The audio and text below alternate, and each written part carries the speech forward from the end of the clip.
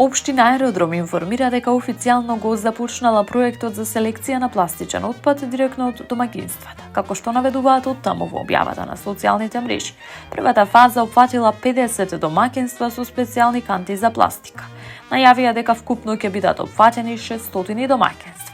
Од општината исто така посочија дека јавното претпријатие за комунални дејности го спроведува проектот, а отпадот се предава на овластени компании, додека за транспорт е обезбедено електрично товарно возило.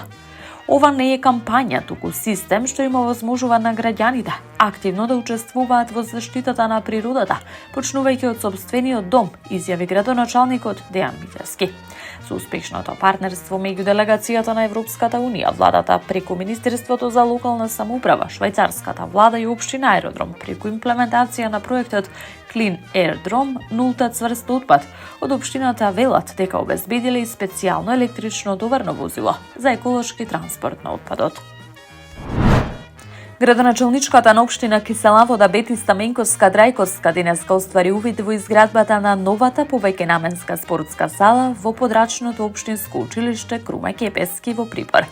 Се работи за спортски објект со површина од околу 500 квадратни метри, кој на учениците ќе им обезбеди современ простор за спортски активности, а училиштето ќе може да организира повеќе настани, надпревари и вежби во услови кои ги следат највисоките стандарди за безбедност и функционалност.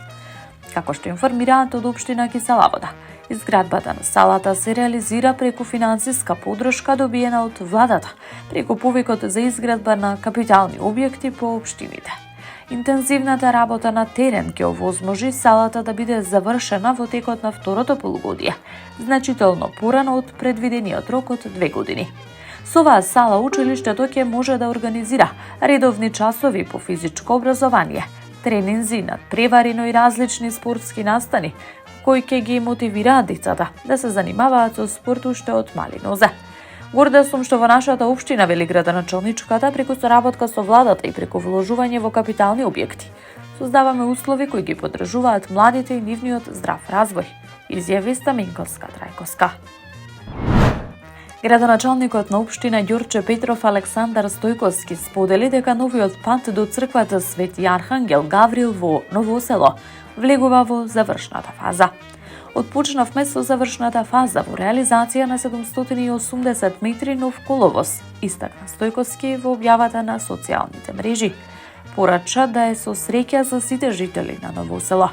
На фотографиите кои ги сподели во објава на социјалните мрежи, може да се забележи дека патот веќе е асфалтиран. Во Инџиково од рано утрово во тек акција за рушење на бесправно изграден објект, информираше градоначалникот на општина Газибаба Бобан Стевковски. Во моментот на акцијата објектот беше во приземје, карабина фаза со јасна намера за надградба на уште еден кат. И покрај донесеното решение од градежниот инспектор за стопирање на градбата и затворање на градилиштето, субјектот не постапил по решението и продолжил со градежни активности, информираше Стевковски. Акцијата започнала во 5 часот наутро со претходна координација со МВР. Почитувајте ги законите и не започнувајте градба без добиено одобрение за градење. Ред, закон и еднаквост за сите, порача првиот човек на Газибаба. Основното училиште Кочо Рацин го одбележа патрониот празник 81 година постоење со новогодишна приредба, во која учествуваа ученици од 1 до 9 одделение, информираа од општина Центар. Како што по случаја во објавата на социјалните мрежи, на свеченоста присуствувал и градоначалникот на општина Центар Горан Герасимовски, кој имал можност да се дружи со учениците и училишната заедница.